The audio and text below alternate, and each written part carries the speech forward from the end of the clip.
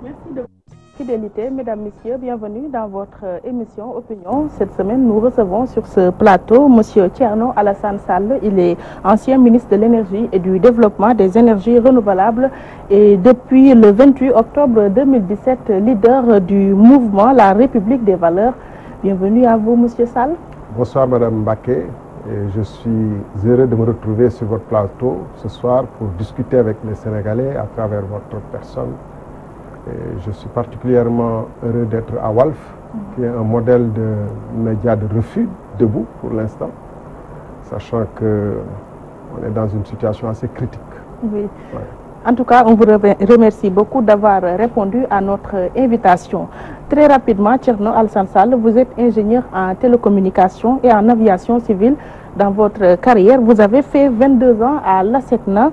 Au plan politique, membre du comité directeur de l'Alliance pour la République, vous avez coordonné la convergence nationale des cadres de l'APR. Ancien directeur de l'ARTP, Thierno Alassane Sall, après votre sortie du gouvernement John I, vous avez créé le mouvement La République des valeurs. Est-ce suffisant pour vous introduire?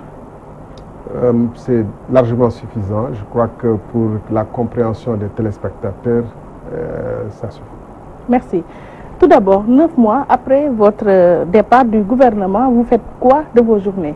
Je fais de la politique, matin, midi, soir, j'allais dire, parce que je me suis retrouvé en politique un peu par devoir. Mais comme un soldat au service de la nation, au service de son pays, je trouve que la situation de nos pays en général, et du Sénégal en particulier, mérite que ceux qui ont la formation, l'expérience, le potentiel, au sens où ils sont suffisamment libres de leur personne, doivent se mettre au service de ce pays pour tirer l'Afrique et le Sénégal en particulier. Oui. Pour en revenir aux circonstances de votre départ du gouvernement, comme vous parlez de démission, peut-on disposer de votre lettre de démission? Vous savez, j'ai dit encore une fois que les circonstances de mon départ du gouvernement sont assez claires pour ce qui veut comprendre. Puisque Seydou Gueye parle de limogeage. Seydou Gueye n'était pas présent. Ni Seydou Gueye, ni personne de ceux qui parlent. C'est des, excusez-moi du terme, mais c'est des caisses de résonance. Nous étions trois. Nous étions trois dans cette salle. Nous étions trois avant d'être dans cette salle, à connaître du processus qui était en cours à l'heure H où on s'est retrouvé dans cette salle. Je parle comme vous, le chef de l'État et le Premier ministre. Je parle d'un processus. Et quand chacun de ces trois, pour l'instant, c'est ce qu'il en est exactement. Les autres qui parlent pour ne rien dire, pour faire plaisir. Je suis en mesure d'apporter, en ce qui me concerne, de manière irréfutable à l'opinion, les explications claires, nettes et définitives. Mais ce n'est pas le plus important. Et si je l'avais dit, si je le disais, oui, je pense que le plus à redresser la tête dans ces circonstances, ce serait moi. Je n'ai rien à cacher. Mais, comme je dis, il faut savoir se taire parfois pour son pays, ou parler pour son pays. La différence entre la loi du silence et l'omerta et le devoir de réserve, est tenu. Chacun, parfois, quand c'est tenu, quand les frontières ne sont pas très nettes, se fait sa propre religion. J'ai choisi de ne pas dire les circonstances exactes, pas pour moi, mais parce que je pense qu'il en est mieux ainsi. Il était plus facile d'écrire une lettre, d'envoyer par mail ou de déposer au secrétariat général, au secrétariat de la primature ou de Monsieur le Président de la République et de disparaître, de fermer ses portables, comme le font souvent. C'est plus facile de procéder ainsi. Je fais une lettre de démission, je dépose, je ferme mes portables, ou je dépose ou j'envoie par mail, et je ferme mes portables, je me couche. Pourtant, un autre ministre comme Malick Gakou avait publié sa lettre de démission. J'arrive. Après son départ. Chaque circonstance, je pense que ce n'est pas les mêmes conditions et les mêmes situations. Si, d'aventure, des gens qui étaient dans le secret de Dieu en venaient à prendre des positions qui me pousseraient à rompre mon droit de réserve, que je me suis fixé librement, oui, j'apporterai alors tous les éléments de nature à éclairer l'opinion. Mais Le plus important, c'est que quand même, madame, il y a un ministre qui est assis qui dit « je ne peux pas faire ça ». Vous avez manifesté un refus catégorique devant le chef de l'État sur un dossier bien précis. Et définitif. Autour de votre départ du gouvernement, il y a une nébuleuse qui s'appelle Total. D'aucuns disent que vous constituez le facteur de blocage lors des négociations avec la firme française et d'autres avancent que vous défendiez les intérêts de Cosmos. Quelle est votre part de vérité? Voilà, par exemple, vous m'offrez l'occasion parce que souvent c'est des insinuations non clairement dites sur Cosmos, sur d'autres intérêts que j'aurais à défendre. Je vais vous dire très clairement. Moi, mon seul intérêt, c'est le Sénégal. Et je mets à défi quiconque, et on y reviendra tout à l'heure pour le cas de Cosmos, ce qui va être clairement et définitivement levé aujourd'hui, je mets à quiconque à défi d'apporter le moindre début de preuve d'une quelconque collision avec qui que ce soit dans ce dossier. Rufisque Offshore Profond, qui est le bloc qui était objet de cette négociation, a été retiré d'African Petroleum, qui le détenait par moi-même, en tant que ministre de l'Énergie, parce que African Petroleum, qui était contrôlé essentiellement par Timis, ne remplissait pas ses obligations. Et dans un tel contexte où on avait découvert à côté, à Sangomar, du pétrole, et dans un autre bloc adjacent du gaz, c'est-à-dire Kayar, Rufisque Offshore Profond se trouve entre les deux blocs. Voilà. Notre politique pétrolière jusqu'ici était incitative. Tout le monde le reconnaît, tout le monde l'a dit à suffisance. Incitative pour pousser des compagnies à venir vers nous parce que comme on n'avait jamais encore découvert du pétrole, on faisait des concessions dans notre code pour donc demander, pour encourager les compagnies à venir prospecter chez nous. Or, il se trouve que soudain, on découvre en l'espace de 2 ans du pétrole et du gaz, donc des ressources en hydrocarbures considérables sur 3 blocs. Et il y a un bloc qui est libre entre ces 3 blocs-là, qui se trouve à l'intérieur de ces 3 blocs-là. C'est l'un des blocs les plus courus à travers le monde. Alors, notre position devrait être de dire, puisqu'on a ce bloc-là, on doit le réserver pour l'avenir. Et attendre qu'on dégage suffisamment de ressources et d'expérience de l'exploitation du pétrole et du gaz pour pouvoir donc nous approprier à 100% les ressources qui pourraient contenir le bloc de Rufisque Offshore Profond. C'était ma position.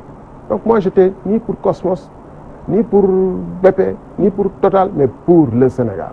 Parce que l'indépendance dans ce domaine, ce serait de dire on est passé d'un pays non attractif à un pays soudain très attractif. Figurez-vous que quand j'ai libéré le bloc de Rufisque Offshore Profond, la première compagnie à venir demander, c'était Shell, qui a écrit une lettre pour manifester son intérêt. Et Shell était absente comme toutes les autres, comme tous les autres majors depuis plus de 40 ans. Et ça signifie que nous étions devenus attractifs. Oui. Et comme le prétexte pour céder dans des conditions relativement, j'allais dire, moyennes pour nos ressources, les permis, c'était qu'on n'était pas attractif et qu'on n'avait pas assez de ressources à perdre dans des explorations qui peuvent être sans résultat. Oui.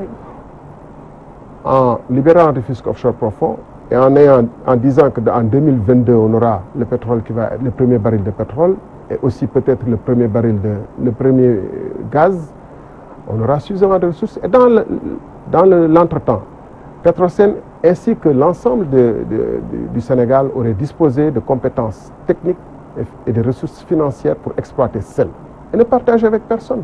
C'était ça la première position. Ensuite, on a dit, il faut quand même donner. Il faut donner. Ça, c'est le gouvernement ou le président de la République, autorité, qui a décidé de donner. Oui. Et quand il faut donner, il faut donner. Et ce n'était pas votre volonté à l'époque? D'abord, très clairement. Quand il s'agit de donner, il faut donner suivant des conditions prescrites, cette fois par la loi. Non pas le déshydratat de X ou de Y ou de Z, mais par la loi. Code pétrolier et son décret d'application. Et Moi, je ne suis pas la commission d'évaluation qui évalue les offres. Première chose. Deuxième chose extrêmement importante, cette commission est constituée par Petrosen et des spécialistes du ministère qui fait son évaluation sur l'ensemble des offres disponibles, fait un classement et transmet au ministre de tutelle, en l'occurrence moi à l'époque.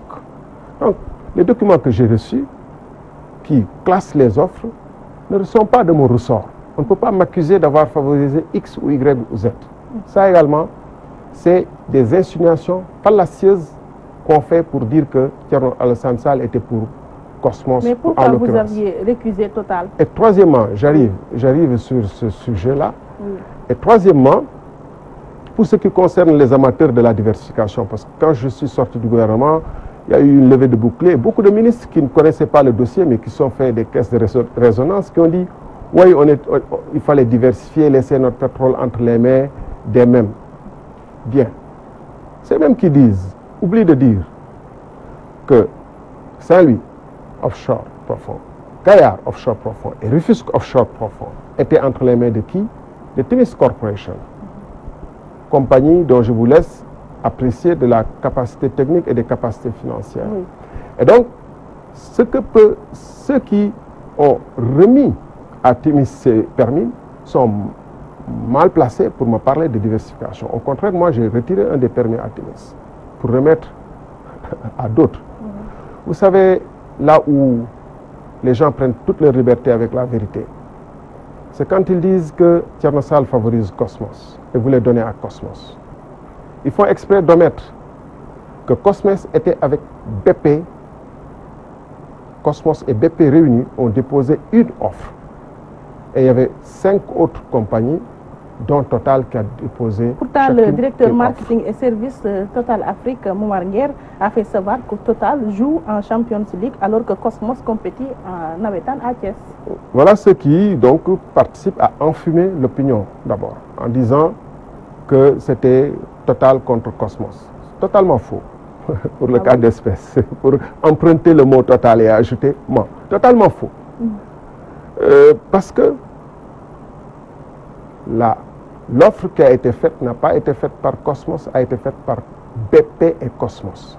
Et encore une fois, évaluée non pas par le ministre Thierno Alassane Sall, mais par une commission d'évaluation qui a été présidée par le DG de Petrosen et qui a classé BP Cosmos en tant que consortium comme meilleur autant sur le plan technique et financier, c'est-à-dire sur le plan des capacités techniques et financières, que sur le plan de l'offre financière elle-même. Il y a plusieurs critères de notation, parmi lesquels il y a donc les capacités techniques et financières. Vous pouvez vérifier dans le net, ou vérifier n'importe où vous voulez, vous verrez que BP seul joue peut-être dans la même catégorie, pour utiliser un mot que j'aime pas, mais j'y reviendrai, que Total. Mais vous avez avec BP une entreprise qui s'appelle Cosmos, qui a quand même le mérite d'avoir découvert du pétrole, du gaz, coup sur coup, dans Kayar et dans Saint-Louis, et qui a donc l'expérience de notre environnement, qui est spécialisé plus dans la prospection. Oui. Et ce classement n'a pas été établi, j'insiste dessus, pour clore définitivement cette affaire de jeter avec Cosmos. Oui. Ce classement n'a pas été fait par moi-même, mais par une commission dirigée par Petrosen. Cette façon de s'exprimer prouve bien la mentalité de joueurs et de spéculateurs qu'ont ces multinationales, quelles qu'elles soient. Moi, je n'ai pas de prédilection pour qui que ce soit. J'ai une prédilection et un faible pour un pays qui s'appelle le Sénégal. Quand on utilise ces mots de jeu-là, ça me rappelle le Monopoly. C'est à ce jeu qu'on se livre, avec une carte du monde où il y a des pays qui s'appellent le Sénégal, etc., et où on joue à qui va gagner le plus. Et en plus, cet esprit de partage, d'accaparement des ressources. Des ressources qui rappelle presque voilà, la conquête de l'Afrique avec tout ce que ça suppose. Et utiliser le terme de Navetan pour Thiès, moi je respecte tous les joueurs de Navétane dans le monde.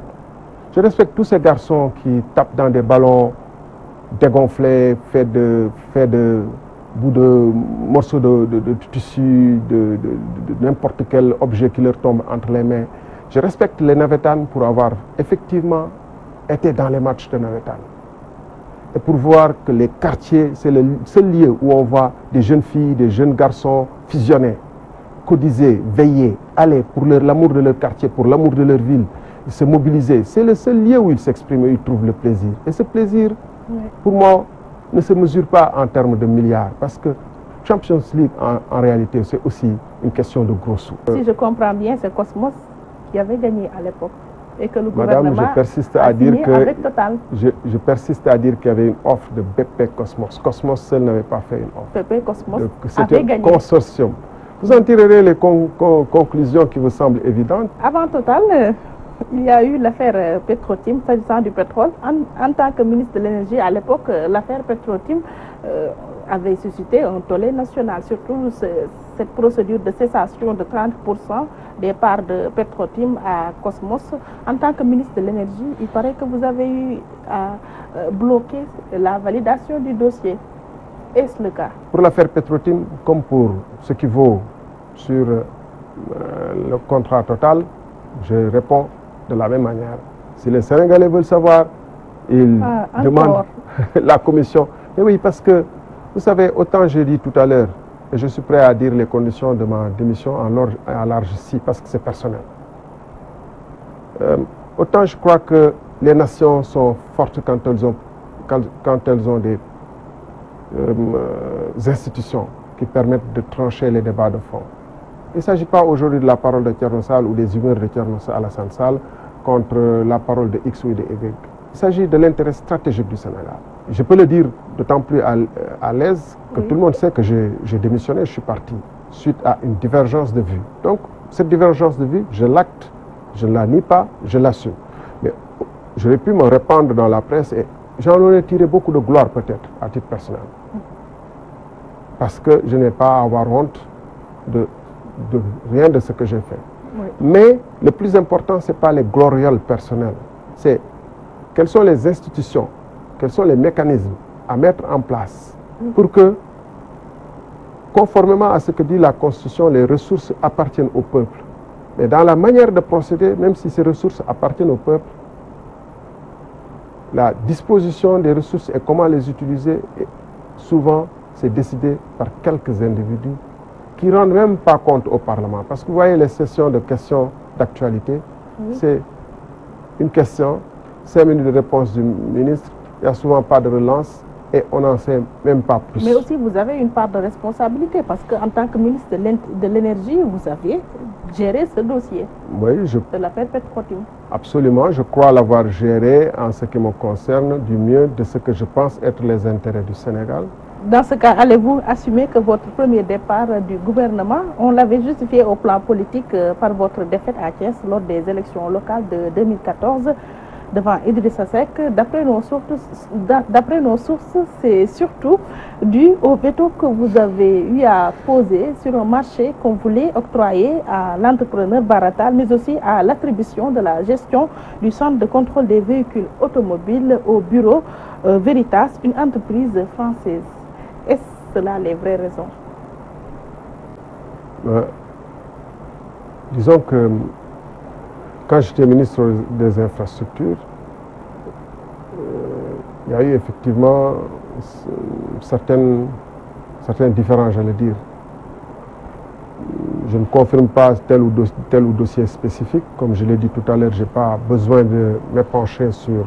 Mais il y a eu des différends que, je pense, l'honnêteté commande et ces différends étaient assez ouverts, d'ailleurs, assez publics, entre guillemets, dans le cadre de nos réunions à nous, pour que beaucoup puissent peut-être en parler avec le temps et le recul du temps. Mais, grosso modo, il y avait eu des différences d'opinion. Maintenant, de quoi il s'agissait, ça je ne peux naturellement pas en parler. Et pourquoi vous ici. avez laissé vos pourfendeurs dire que c'était une raison politique? Vous aviez eu une défaite cinglante à Thiès face à Idrissa Seck. D'abord, la défaite de 2014 n'était pas aussi cinglante que ça, puisque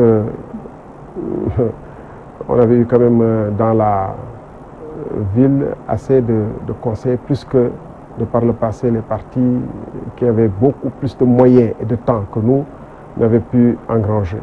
Mais ça, c'est de l'ordre de l'anecdotique.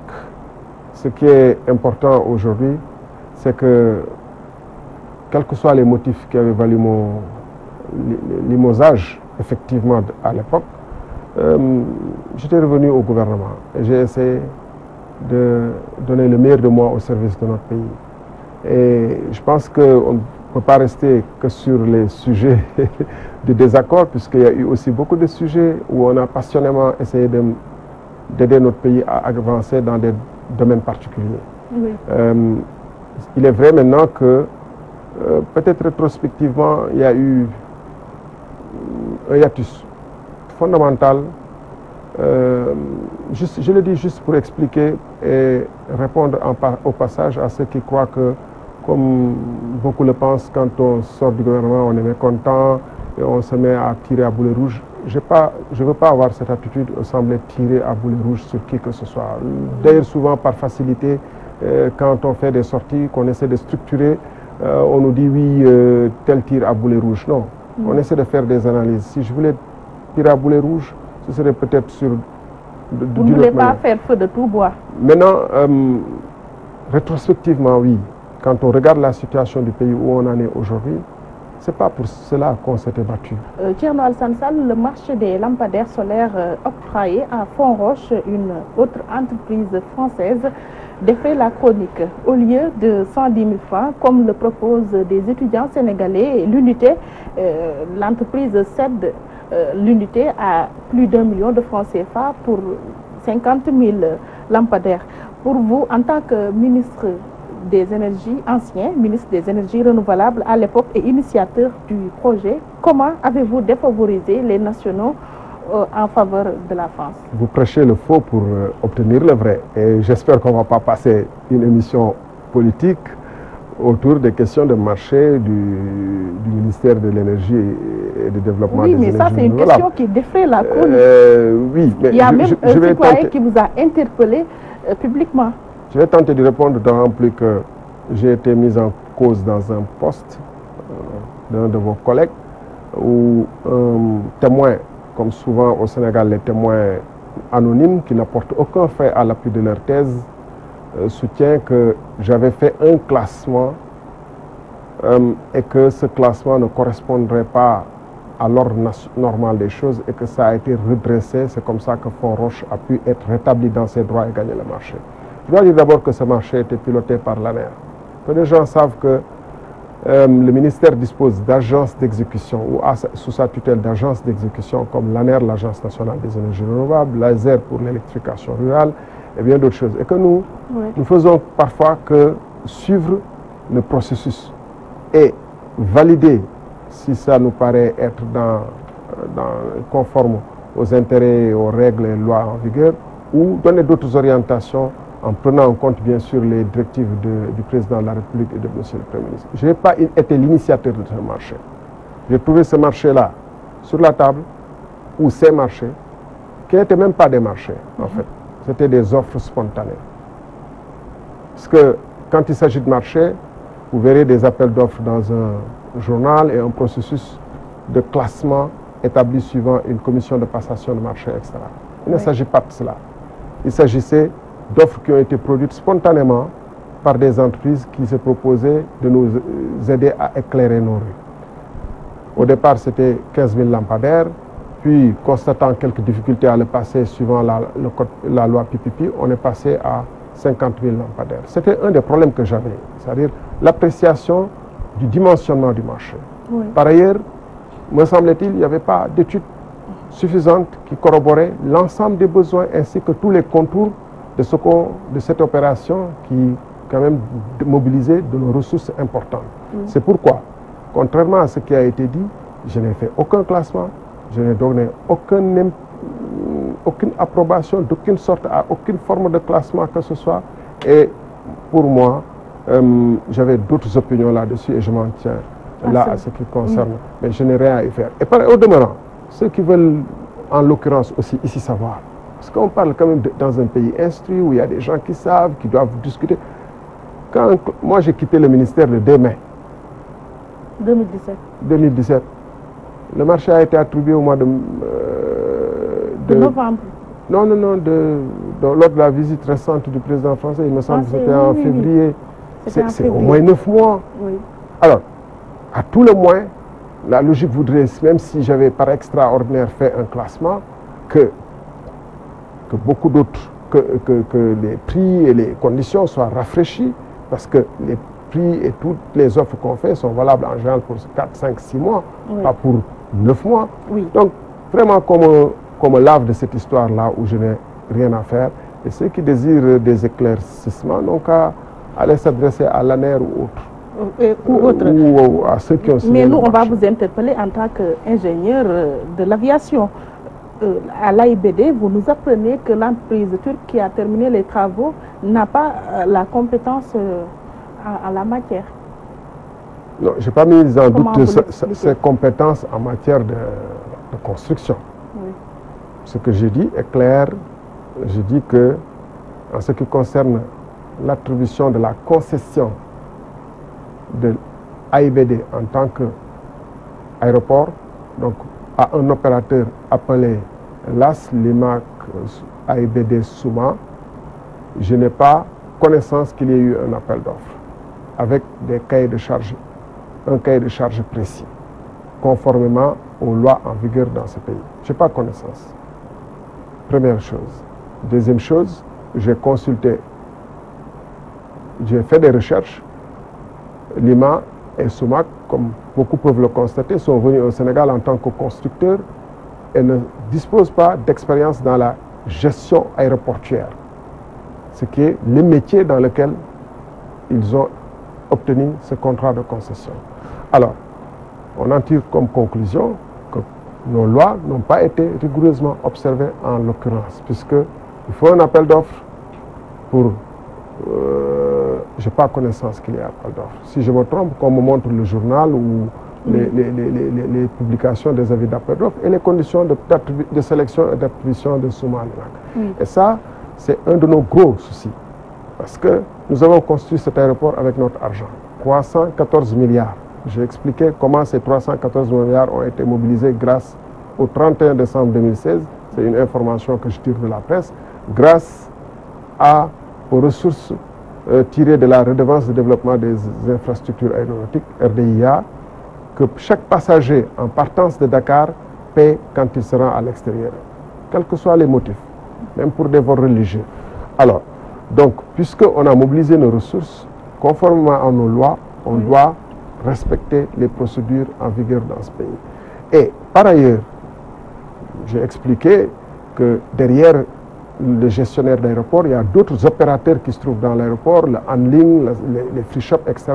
Vu qu'à AIBD, à Léopold Sédar Senghor, on avait deux sociétés d'assistance au sol, AHS et SHS, et qu'à AIBD, on se retrouve dans un monopole de fait, avec une société d'assistance qui se trouve 2AS, ce qui est un recul. Le monopole n'étant jamais un progrès par rapport à une concurrence qui était là établie, et que 70% des parts de marché à Léopold Sédar Senghor étaient détenues par une compagnie, et que cette compagnie a été évincée sans qu'on lui donne la moindre chance. Ça, c'est une histoire connue, et ça commence à être malheureusement la tradition dans ce pays. On a vu les conditions dans lesquelles, par ailleurs, Yavuz Selim a été étranglé et éjecté. Et sous ce rapport également, je renvoie à ceux qui le veulent à un article paru dans le monde.fr du 6 octobre. On peut multiplier les exemples. Donc voilà simplement, pourquoi je dis... rejoignez l'ARMP dans son rapport. Pourquoi je conclus en disant, pourquoi je dis à mes amis qui veulent continuer à goûter au gâteau et qui veulent que les autres se taisent, que le problème de la loyauté, c'est la fidélité à ses principes et à ses valeurs. C'est la fidélité aux règles fondamentales qui feraient qu'un pays progresse. Et qu'un pays est de plus en plus un état de droit. Quand j'entrais dans votre couloir, dans ce studio, j'ai vu dans votre couloir là, sur le tableau, des photos d'émeutes passées, des gens qui étaient dans des barricades, qui brûlaient des pneus, qui se battaient pour que le Sénégal soit un pays plus démocratique. Ce n'était pas une personne qui s'est battue, ce n'est pas deux personnes, c'est tout un peuple qui s'est soulevé. C'est parce que Walfadjri était là pour faire vivre ces événements. L'aspiration debout le 23 juin et d'autres occasions, c'était plus de démocratie, c'était plus de liberté, c'était pour qu'on puisse marcher, c'était pour qu'on puisse s'exprimer librement sur la RTS ou ailleurs, c'est que la presse soit plus plurielle, plus vigoureuse, plus vivante, c'est que notre école soit, etc. Oui. Alors, et c'était pour que l'ARMP ne puisse pas épingler des entités étatiques dans son rapport, comme ce fut le cas pour l'exercice 2016. Je n'ai pas eu à consulter le rapport de l'ARMP, je me rends sur le site de l'ARMP pour regarder, mais de toute façon, l'ARMP est dans son rôle de faire les audits. Les auditeurs sont dans le rôle d'expliquer les circonstances dans lesquelles ça se passe. Comme vous parlez de marche, ce 9 mars 2018, le sitting, on a assisté à un sitting avorté des structures regroupées autour de l'IPD, cette entité qui voudrait que le processus électoral puisse se passer en de bons termes. Les forces de l'ordre ont réprimé certains leaders de l'opposition. Est-ce un recul démocratique ou bien c'est normal puisque ce sitting a buté sur l'arrêté Ousmane Ngom? Mais nous avions, nous, l'affaire dénoncé, à l'époque, dénoncé l'arrêté en question. Et nous avions promis une respiration démocratique singulière. Or, à regarder le climat politique qui prévaut dans le pays là, nous sommes comparables à certains pays africains qui n'ont pas connu la conférence nationale ou qui, après leur conférence nationale, ont subi des reculs graves. Je ne veux pas citer de nom pour ne pas sembler stigmatiser un pays particulier, mais nous sommes dans un recul très grave. C'est pas par des... en empêchant à coup d'arrêté du préfet, on sait tout ce qui s'est passé, les arrêtés du préfet dans l'histoire. Il arrivera un jour où, si cela continue, le peuple descendra en masse dans la rue. C'est inévitable, comme ça s'est produit le 23 juin. Et le signe le plus distinctif de ce recul, et j'aimerais aussi que nos amis se prononcent dessus, ceux avec qui on a combattu, qui ont promis monts et merveilles, la démocratie, des Kalngor, etc., que dans un pays, des citoyens n'arrivent pas à avoir une simple carte d'identité, qu'il y ait des sans-papiers dans leur propre pays, et qu'on n'arrive pas à expliquer, pourquoi, malgré les milliards injectés, malgré tout le matériel qui est à disposition, quels sont les dysfonctionnements. C'est-à-dire que quand on attend le ministre de l'Intérieur ou l'État de manière générale doit des explications aux populations, c'est ça la démocratie. Quand il y a eu 30 minutes de panne d'électricité quelque part au Japon, le ministre est venu se prosterner devant la nation. Quand un ministre est arrivé 1 minute en retard au Parlement anglais, 1 minute, il a présenté sa démission parce qu'il y avait des questions d'actualité auxquelles il était assujetti. Alors nous, on a des milliers de Sénégalais, ou près d'1 million de Sénégalais qui n'ont pas sa carte d'identité et qui n'ont pas pu voter. Et il n'y a aucune explication. On fait comme si comment analysez-vous cette déclaration du ministre de l'Intérieur, Aly Ngouille Ndiaye, qui voudrait faire de sorte que son candidat, le président Macky Sall, puisse passer au premier tour? Mais c'est toute la difficulté de vouloir nous faire comprendre que nos pays sont assez mûrs pour être comparés à, du point de vue démocratique, pour être comparés à des pays de solides, d'anciennes, des solides démocraties avec des mécanismes avérés, des institutions fortes avérées. Vous voyez, aux États-Unis, si le président disait « j'ai mis le coude sur des dossiers », il serait convoqué devant le Sénat pour obstruction à la justice. Le président de la République française ne peut pas se permettre cette déclaration. Un ministre de l'Intérieur en France ne peut pas se permettre cette déclaration. Alors vous voyez de bons esprits, souvent aussi quelques universitaires qui disent « oui, mais la France, c'est le ministère de l'Intérieur qui organise des élections ». Mais bon Dieu, revenons sur la terre sénégalaise. On est au Sénégal. on voit bien qu'il y a 1 million de gens qui n'arrivent pas à avoir des cartes d'identité dans leur propre pays. Alors qu'en France, les gens ils reçoivent les cartes d'identité par lettre postale recommandée. Il y a un problème. Et personne n'arrive à nous expliquer pourquoi il y a de tels dysfonctionnements. Ça aurait dû commencer par là. Et quelles sont les mesures prises? Aly Ngouille Ndiaye, on l'attendait à ce qu'il dise, que je prendrai les dispositions pour que, conformément à la loi et à leur droit, que chaque Sénégalais ait sa carte d'identité. Chaque Sénégalais, pas seulement extra. Il faillit pas seulement les militants de la paix.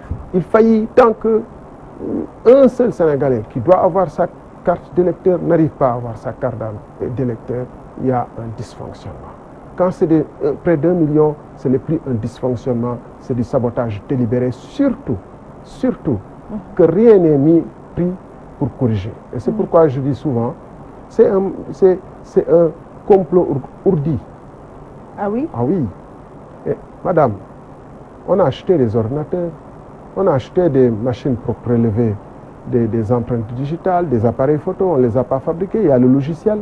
Qu'est-ce qui peut expliquer que de juillet 2017, date des législatives, jusqu'à maintenant, 8 ou 9 mois, on n'arrive pas à délivrer les cartes d'identité de ceux qui n'avaient pas leur carte d'identité et à organiser une distribution rationnelle de ces cartes d'identité. Mais un pays qui n'est pas capable d'organiser une distribution rationnelle des cartes d'identité aux citoyens, un gouvernement qui n'en est pas capable ne peut pas nous promettre l'émergence. Et qui serait à l'origine de ce complot, d'après vous? Mais c'est une poignée de gens dans le gouvernement qui veulent la réélection coûte que coûte du président de la République. Parce que, je dis, on ne peut pas comprendre que les cartes d'identité n'aient pas été données. On ne peut pas comprendre, c'est délibéré. Quand je parle de complot, je dis c'est délibérément que les citoyens n'ont pas été mis en situation de prendre leur carte d'identité. Oui. Ça c'est clair. Comment pouvez-vous expliquer qu'on ait autant d'ordinateurs, que d'ailleurs les opérations d'enrôlement soient terminées, puisqu'on n'a plus le rush d'antan. Oui. En 2016-2017, il s'agissait d'enrôler 4 millions, 5 millions, 6 millions de Sénégalais. On est allé jusqu'à 6 millions. Là, on a terminé cette opération la plus critique. On a pris tout le monde. Il s'agit simplement de produire les cartes d'identité et de les distribuer. Mais il y a un refus. C'est ce que j'appelle... Il y a un refus. Un refus de produire et de distribuer dans les conditions minimales requises. Au profit de qui? Et alors, dans ces conditions-là, pourquoi on a refusé aux jeunes en majorité de disposer de leur carte d'identité? Par informatique, vous pouvez sélectionner et dire que telle localité ou tel truc, je ne tire pas. C'est un simple clic. Et vous sélectionnez ceux que vous éliminez pour qu'ils ne disposent pas de leur carte d'identité. Si les machines étaient en panne, ça serait, si elles n'étaient pas en nombre suffisant, on aurait ajouté depuis 6 mois ou 9 mois, d'autant que c'est des marchés qui se passent par secret défense ou je ne sais pas comment. Alors, si je comprends bien, cette situation a été voulue par les autorités. C'est délibéré. Et sinon, si c'est par incompétence, c'est encore plus grave. Ce n'est pas la peine qu'on... Parce qu'il n'y a que deux explications. C'est voulu ou c'est de l'incompétence.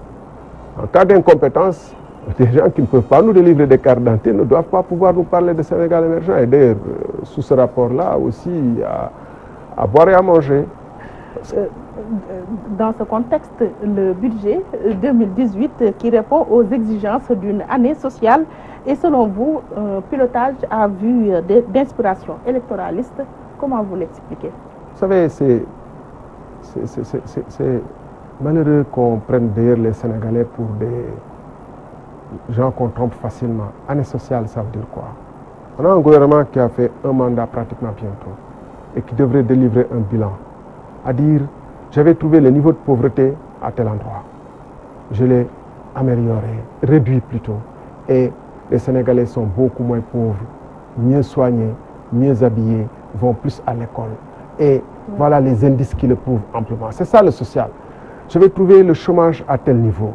Je l'ai réduit de manière significative. Les salaires étaient à tel niveau, j'ai amélioré. La respiration globale, le bonheur des Sénégalais était, voilà, et j'ai contribué à améliorer significativement le bonheur des Sénégalais. Et ça, ce serait une année sociale parce qu'on a travaillé pendant le temps des récoltes est arrivé, le temps de ces 6 ans, 8, 7 ans, ce mandat.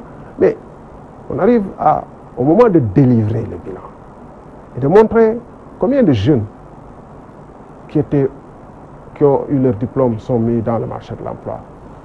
On arrive à cette situation. Moi, ce que je vois, c'est combien de marchands ambulants qu'il y a. Si vous allez dans les marchés de Thiès, de Kaolack, de Saint-Louis, etc., les rues principales qui mènent à ces marchés ou qui traversent ces marchés sont devenues partie intégrante des marchés. Et il y a des marchands ambulants ou des marchands au jour le jour qui posent leurs marchandises à même le sol, comme ça se passait à Sandaga à un certain moment. Et c'est partout dans le pays. J'ai vu des scènes ahurissantes à Kaolack, des gens qui louent des pousse-pousse à 200 francs jour. 200 francs pour pousser toute la journée. Et ils sont heureux, ces forçats de la route, quand ils ont 2000 francs par jour. Ils louent des chariots, des pousse-pousse. Vous imaginez quelqu'un qui est trop pauvre pour avoir son chariot, qui descend de son village. Et quand il a son chariot, la prochaine étape, c'est aller vers Moto Jakarta, essayer d'acheter Moto Jakarta. Et après Moto Jakarta, souvent on reste dans cette situation parce que taximan maintenant, ça ne paie pas. Les transporteurs vous disent tous que notre métier ne nous nourrit plus et un métier qui ne nourrit plus son homme. Je ne veux pas dire le mot qui... Et année sociale, ça veut dire quoi? Ce n'est pas des slogans creux. Ça doit être du vécu pour les Sénégalais. Ça doit être quelque chose de tangible. Mais concrètement, dans le budget, comment expliquez-vous cette inspiration électoraliste? Mais le budget, on y met ce qu'on veut. Mais nous, ce qui nous préoccupe, ce n'est pas le budget, quel qu'il soit. C'est ce que vivent les Sénégalais dans le monde réel. Ce n'est pas dans les chiffres, dans les lettres. Surtout que le niveau d'endettement est assez élevé. Mais précisément parce qu'aujourd'hui, si vous voulez parler de le dernier eurobond, il y a un an ou un peu plus, on a emprunté 600 milliards. Maintenant, on fait presque... plus de 1400 milliards. 2 fois plus. Une chose que je n'arrive pas à comprendre, peut-être que je suis un profane, mais c'est que la plupart des projets dont on parle, puisqu'on dit c'est pour investir dans les infrastructures, Ila Touba, AIBD, TER, etc. La plupart, même l'usine de dessalement qui va venir, etc., ont été financés. Parce qu'on ne peut pas imaginer des marchés conclus, des entreprises sélectionnées, des appels d'offres, suite à des appels d'offres ou non, mais des marchés conclus, des entreprises sélectionnées, des contrats signés, des travaux en cours, sans qu'il y ait les financements. Et financement bouclé de bout en bout, ou en tout cas en grande partie. Mais quelle est cette frénésie d'endettement qui pousse chaque année à aller un palier plus haut? Attention, moi je dis simplement, s'il s'agit de nous rassurer par des chiffres et des indices, j'ai connu des pays qui ont des institutions à tout le moins aussi solides que le Sénégal. Vous avez entendu parler de la crise grecque, tout le monde en a entendu parler. La Grèce disposait aussi de normes, de contrôleurs internes, d'inspecteurs qui vérifiaient si tout allait bien, sur les chiffres tout allait bien, jusqu'à ce qu'un jour, la Grèce faisait partie de l'Union européenne. Pareille situation peut se produire au Sénégal. La Grèce faisait partie de l'Union européenne, donc avec des normes certainement plus rigoureuses et peut-être un contrôle plus rigoureux des institutions, des mécanismes communautaires et des mécanismes internes grecs. La Grèce, c'est le pays qui a inventé la démocratie par parenthèse, ou en tout cas un des pays qui ont inventé la démocratie. Ce n'est pas le seul pays. Et vous avez entendu parler de la crise mexicaine ou de l'Argentine, du crack qui s'est passé en Argentine. Mais avant, la veille de ce crack, tout allait bien. Les chiffres qu'on nous disait, c'était les meilleurs chiffres au monde. Alors, nous avons malheureusement, pour seule autorité de contrôle, pour seule, l'Assemblée ne prend que les chiffres qu'on lui donne. On n'a pas des cabinets d'audit mis à la disposition de l'Assemblée ou de tout autre qui contrôlent, qui passent au peigne fin. On a des moyens de contrôle comme l'OFNAC, l'IGE, mais qui ne sont pas spécialisés sur ces questions de budget, d'économie, etc. Mais qui n'ont pas assez de pouvoir pour le faire. Oui, donc en tout état de cause, l'Assemblée nationale qui donne son quitus à cet endettement, je présume que c'est inscrit dans la loi des finances. Mais cette Assemblée devrait être en mesure de contrôler ce qui se passe. Parce que de toute l'histoire du Sénégal, on n'a jamais eu cette frénésie d'endettement. Première chose. Deuxième chose, comme je dis, la plupart des projets qui sont évoqués à l'appui me semblent avoir été financés. Troisième et dernière chose, c'est que ces projets qui sont en cours n'ont malheureusement pas un impact réel sur l'emploi, sur la production de la richesse. C'est-à-dire que ce n'est pas des projets qui permettent aux PME sénégalaises, aux PMI sénégalaises, etc. Vous savez, si, avec toute cette dette qu'on a empruntée, on aurait dû voir des PME ou des PMI sénégalaises qui deviennent tout d'un coup florissantes parce que s'appuyant sur des grands chantiers et étant les sous-traitants, en tout cas, on aurait dû voir une sorte d'effet multiplicateur. Au profit des étrangers. Moi, je dirais que c'est un endettement pour le fonctionnement. Pour le fonctionnement. Ce n'est pas pour l'investissement, me semble-t-il. Je donne un point de vue. Le fonctionnement. Mais dans ce cas, pourquoi l'État doit 87 milliards aux enseignants et 16 milliards aux universités privées? Vous voyez bien que ce matin ou hier, on disait que l'hôpital de Ziguinchor ou je ne sais quelle capitale régionale, je peut-être me trompe souffre de dettes de près de 200 millions de la CMU, d'autres, etc.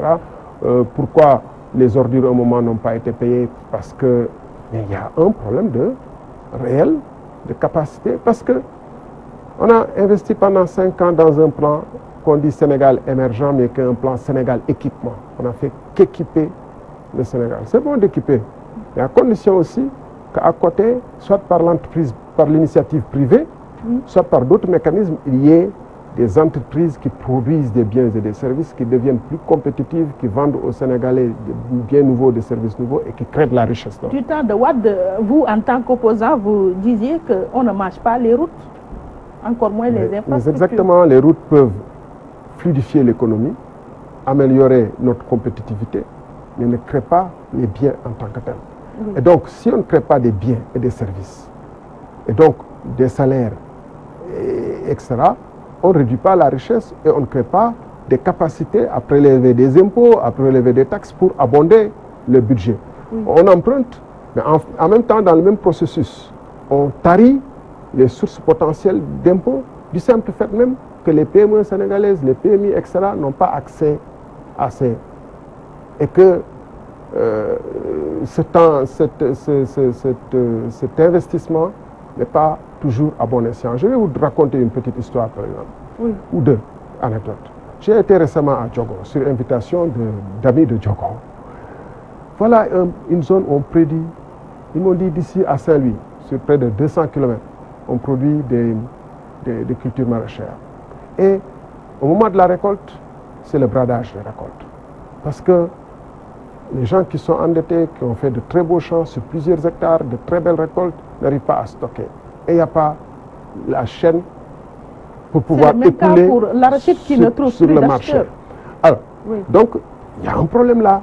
Est-ce qu'il ne s'agit pas, me semble-t-il, d'attaquer ce problème de stockage, de transport et de distribution jusqu'au consommateur à l'intérieur du pays pour pouvoir aider ces producteurs à écouler leurs marchandises et à la richesse à se créer à la base. Et ces gens peut-être vont...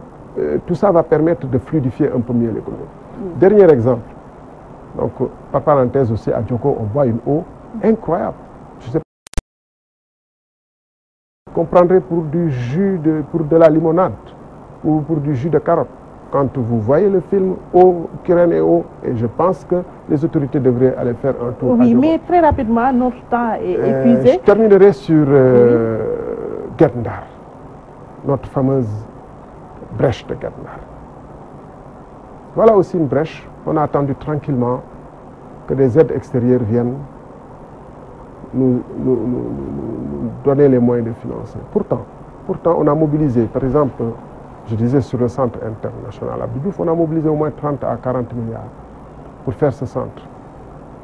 Alors que ce centre n'a pas servi à grand-chose. En tout cas, rien qui s'y fait n'aurait pu se tenir ailleurs. Oui. On est tous d'accord dessus. Et voilà un type d'investissement, exemple type de ce que je dis, l'investissement non productif de richesse. Parce que bien au contraire, comme il n'y a pas de recettes, générés par le centre, on tire ailleurs sur le budget pour l'entretien du centre et pour rembourser l'emprunt. Oui. Donc, c'est même un emprunt, j'allais dire un impact négatif sur l'économie, cet investissement. Et à côté, on attend que d'autres viennent nous aider pour fermer la brèche. Voilà, typiquement, le type de priorité que nous, quand on entrait en politique, on parlait de nouvel ordre de priorité. Oui. Faire ce que nous devons faire, comme disent le président ghanéen. Sortir notre argent, les 50 milliards ou 40 milliards pour le CICAD ou d'autres choses, les mettre dans la brèche. Oui. Les mettre dans pour régler ce problème. Pour régler, sans attendre que des gens viennent nous sauver de ce qu'on aurait pu faire pour nous-mêmes. Thierno Alassane Sall, comme il n'y a jamais 203, peut-on envisager un rapprochement entre vous et Macky Sall après cette seconde rupture? Je vais vous imiter en disant s'il y avait un rapprochement, il y aurait encore une autre rupture. Comme s'il n'y a jamais 203, il y aurait une troisième rupture. À quoi bon alors? Si votre adage est vrai, la rupture est déjà programmée. À quoi bon? À quoi Mais bon? Plus sérieusement, je crois que ce que je viens de dire ici, que je pense foncièrement, et que j'ai pu parler avec passion, avec engagement, mais c'est une passion et un engagement pour notre pays. Sans calcul souvent, malgré les réserves que j'ai émises qui vous semblent être des calculs, mais ce n'est pas le calcul. Cet engagement, c'est pour notre pays. Cette passion, c'est pour notre pays. Je n'ai aucun, j'allais dire, intérêt personnel aux prises de position que je fais.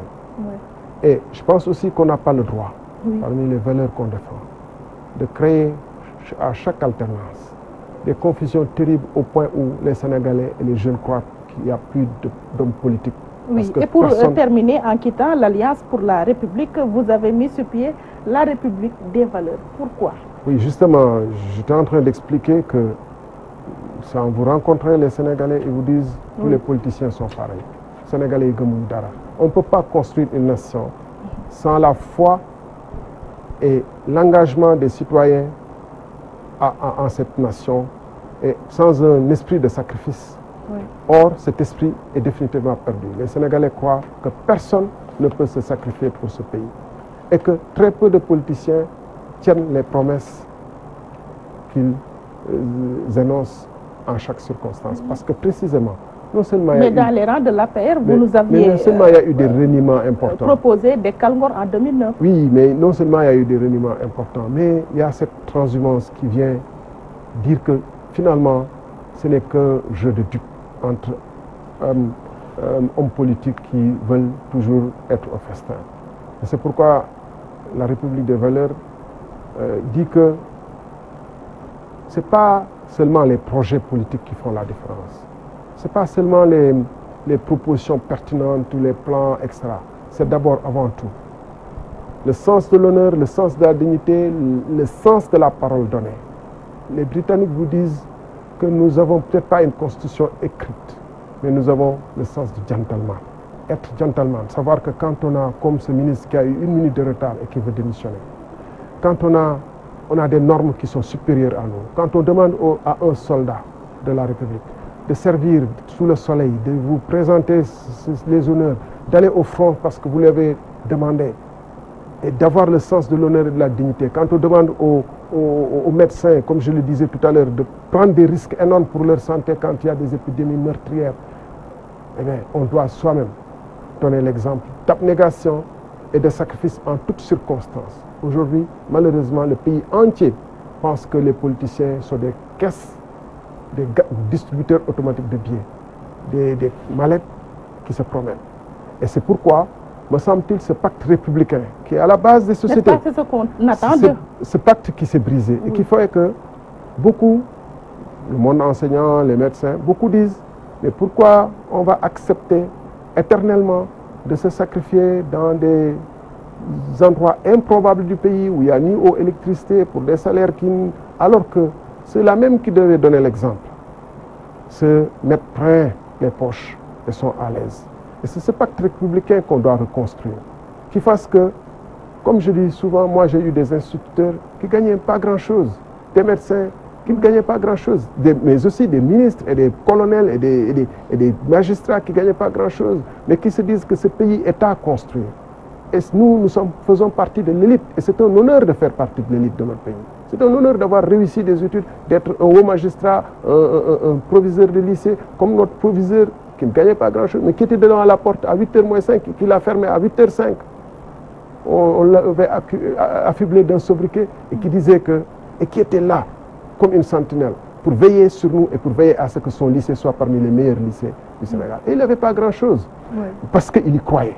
C'est cette foi en notre République. Ce sont ces valeurs que nous avons perdues.